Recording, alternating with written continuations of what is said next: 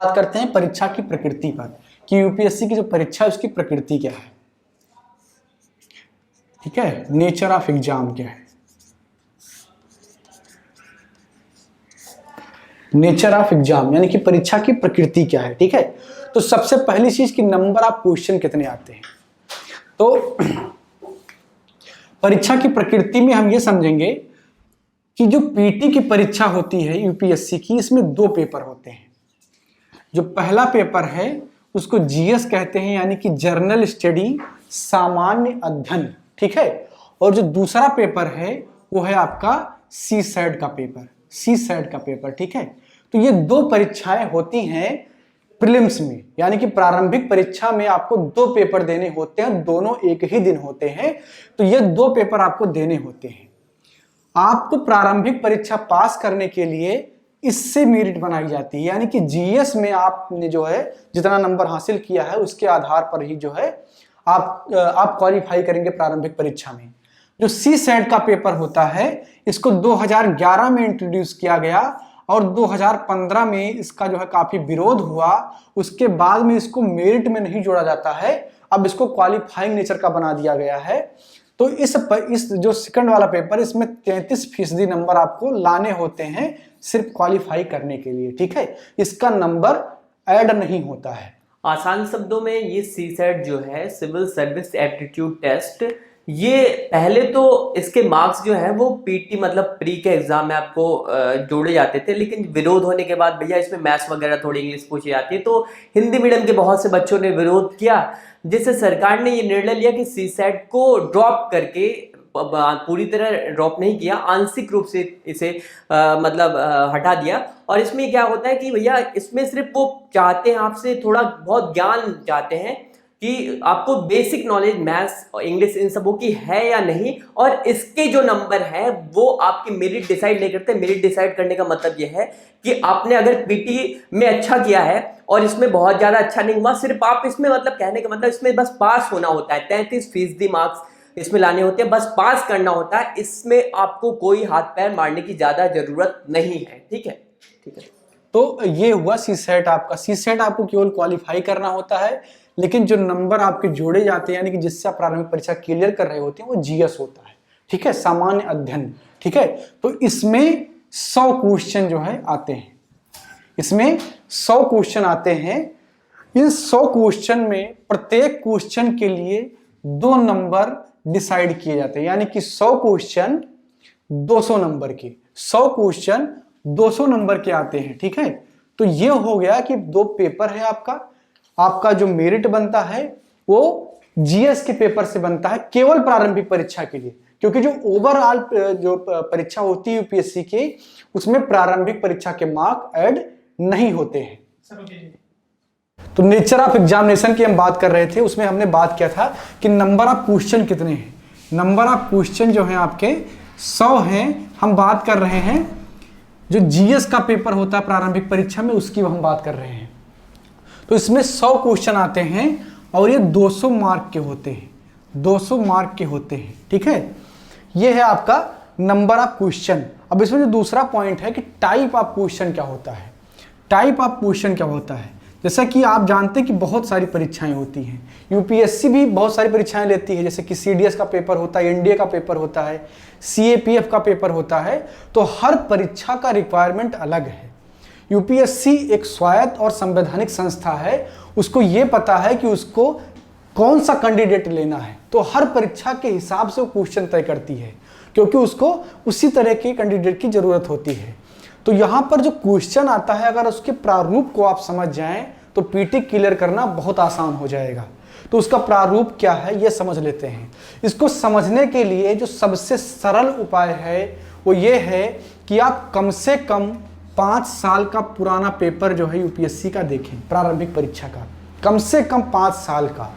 एक एक क्वेश्चन को आपको देखना पड़ेगा और वो मिलेगा आपको कहाँ पर, हमारी वेबसाइट इसमें अवेलेबल है, वेबसाइट पे आप जाके देख सकते हैं। ठीक, तो वो जो पुराना पेपर है 5 साल का, वो हमारी वेबसाइट www.onlyupsc.in पर आपको मिल जाएगा।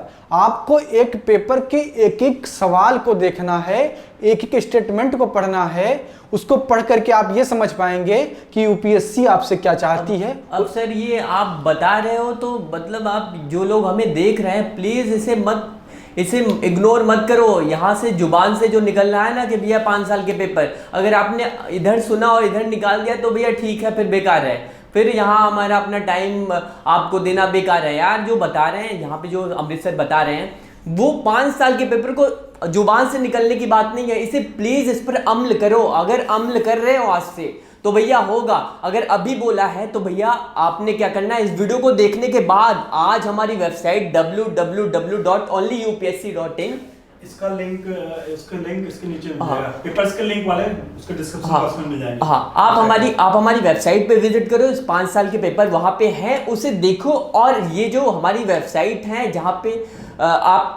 इस जो वेबसाइट की लिंक है वो हमारी इस वीडियो के डिस्क्रिप्शन बॉक्स में मिल जाएगा, जिसको क्लिक करने पे, जिसको आपको कॉपी करके आप जब भी लिंक को पेस्ट करोगे क्रोम पे या फिर कहीं पे, तो डायरेक्ट हमारी उसी पेज पर आपको ओपन हो जाएगा, पेपर वाले पेज पे। ठीक है, चलिए सर। तो ये हुआ, ये हमारा वेबसाइट है www.onlyupsc.com, यहाँ पर आप जाएंगे और आपको मिल जाएगा इजीली।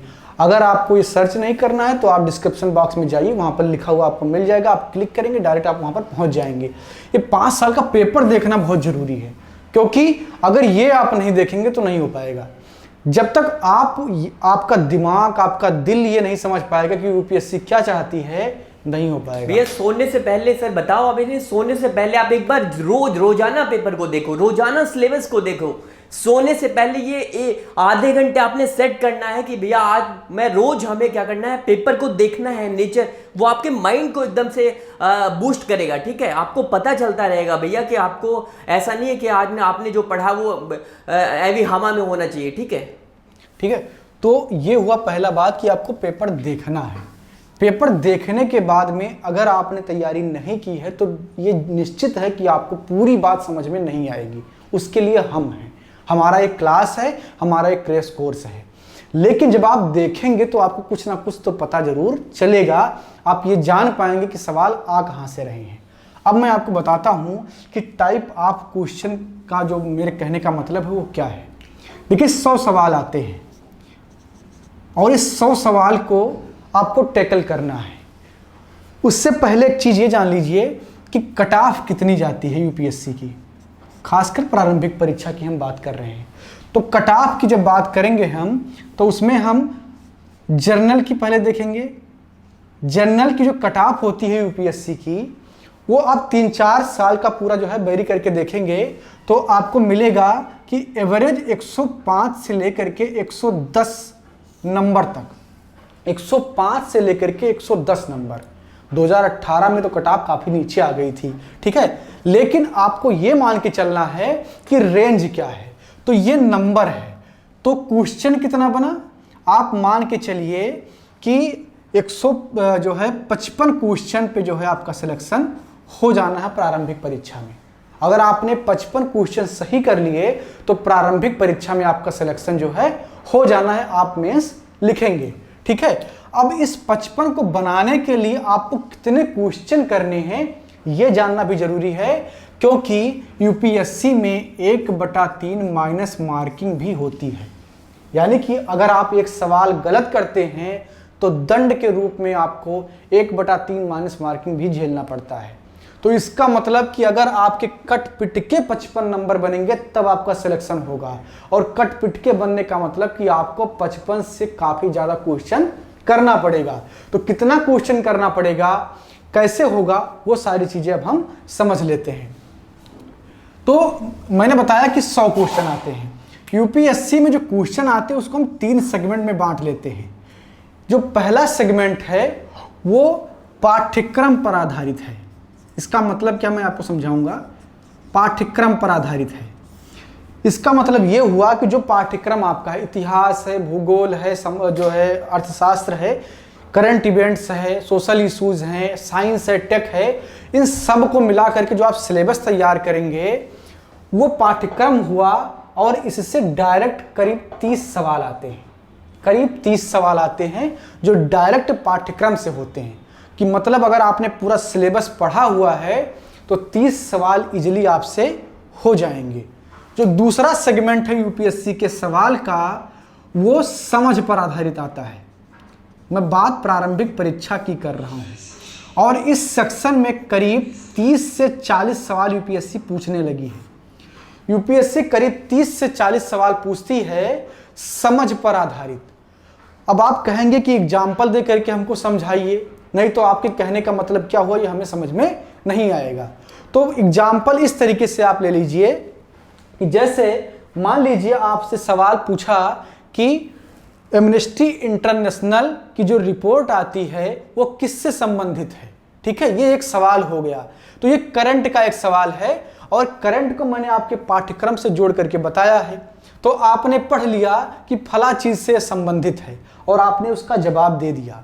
ठीक है, लेकिन जो दूसरा सवाल है, जो दूसरा सेक्शन है समझ, जिसकी हम बात कर रहे हैं, कि यहां पर आपको कॉमन सेंस लगाना होता है और 30 से 40 सवाल आप हल करके चले आते हैं। जैसे एक सवाल आया 2018 के परीक्षा में शायद आया था, लिखा था 3-4 ऐसे योद्धाओं के बारे में जो वर्ल्ड हिस्ट्री में काफी ज्यादा, उनका मतलब है उन्होंने काफी जो है युद्ध लड़े।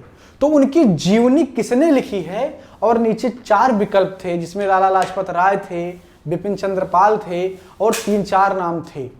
तो उस सवाल का जो है आपको जवाब देना था। ठीक है, और उसमें एक नाम शिवाजी का भी था कि शिवाजी और इनकी जीवनी जो है किसने लिखी। अब इस सवाल को आप सिलेबस उठा करके पढ़ने लग जाएंगे तो कभी नहीं हो पाएगा आपसे। इस सवाल में आपको लगाना है दिमाग। दिमाग अगर आप लगाएंगे तो आप बहुत आसानी से कर पाएंगे, क्योंकि वहां पर जो और 2-3 ऑप्शन थे वो ऐसे व्यक्तियों के ऑप्शन थे जिनकी विचारधारा उस प्रकार से नहीं थी। जैसे अगर आप हिटलर को पसंद करते हैं तो आप गांधी के फॉलोअर नहीं हो सकते हैं। ठीक है, अगर आप सुभाष चंद्र बोस की नीतियों को पसंद करते हैं तो आप गांधी के रास्ते पर चलने वाले व्यक्तियों को नहीं पसंद करेंगे। तो जब सवाल आपसे इस प्रकार हो कि मुसोलिनी ने जो है कोई बात कही और उसको आपको लिखना है, कोई राइटर लिखता किसको है, जिसको फॉलो करता है, एडमायर करता है, उनके बारे में लिखता है, और खासकर अगर जीवनी लिख रहा है तो निश्चित तौर पर उससे प्रभावित है। अगर कोई शिवाजी से प्रभावित हो रहा है तो इसका मतलब कि वो इस बात में विश्वास करता है कि युद्ध से भी कोई चीज जीती जा सकती है। तो उसकी विचारधारा कैसी है, ज्यादा एक्टिव विचारधारा, वो युद्ध में विश्वास करता है। तो कोई नरमपंथी तो नहीं होगा, यानी कि कोई गर्मपंथी व्यक्ति होगा जो उसको जो है शिवाजी के बारे में लिखेगा, उसको एडमायर करेगा। तो यूपीएससी 30 से 40 सवाल इस प्रकार से पूछने लगी है जो कॉमन सेंस पर होते हैं। लेकिन ये कॉमन सेंस बनता कैसे है? ये कॉमन सेंस बनता है जब आप इस पाठ्यक्रम को पढ़ रहे होते हैं, लेकिन ये सवाल डायरेक्ट आपके पाठ्यक्रम से नहीं आते हैं, और आप यकीन मान लीजिए यही सवाल आपके सिलेक्शन करवाते हैं, क्योंकि ये 30 सवाल सब करते हैं। जितने भी तैयारी करने वाले हैं सबके सही होते हैं, लेकिन जो सिलेक्शन के लिए बाकी क्वेश्चन चाहिए होते हैं वो इस सेक्शन से आते हैं। क्योंकि अगर कंटेंट से ही कोई आईएएस बन जाना होता तो बहुत सारे कंटेंट मार्केट में हैं और सबको पता होता है जो तैयारी कर रहा है कि ये पढ़ा जाता है यूपीएससी की परीक्षा में, लेकिन सब तो आईएएस नहीं बन जाते हैं ना। आईएएस वही बनते हैं जिनका ये पोर्शन मजबूत होता है, यानी कि उनकी सोच अलग होती है, लीग से हट करके अलग सोच पाते हैं। इसीलिए यूपीएससी जानबूझकर 30 से 40 सवाल समझ के आधार पर डालती है। ठीक है, तो ये आपके हो गए 40 और 30 70 क्वेश्चन, बाकी बचे 30 क्वेश्चन। इस 30 क्वेश्चन में करीब 15 से 16 क्वेश्चन यूपीएससी ऐसे पूछती है जो आप नहीं कर पाइएगा। आप नहीं कर पाएंगे। आपके नहीं कर पाने का मतलब ना तो कोई अध्यापक और ना ही कोई स्टूडेंट, क्योंकि यूपीएससी का अपना एक ट्रेंड रहा है जब से वो परीक्षा करवाने लगी है, वो हमेशा 10-15 क्वेश्चन केवल आपको भ्रमित करने के लिए डालती है कि आप उस मार्ग से भ्रमित हो जाएं। ये भी उसका एक तरीका होता है चेक करने के लिए। तो आप उस क्वेश्चन में नहीं पढ़ेंगे, आपको केवल 55 क्वेश्चन सही करने हैं।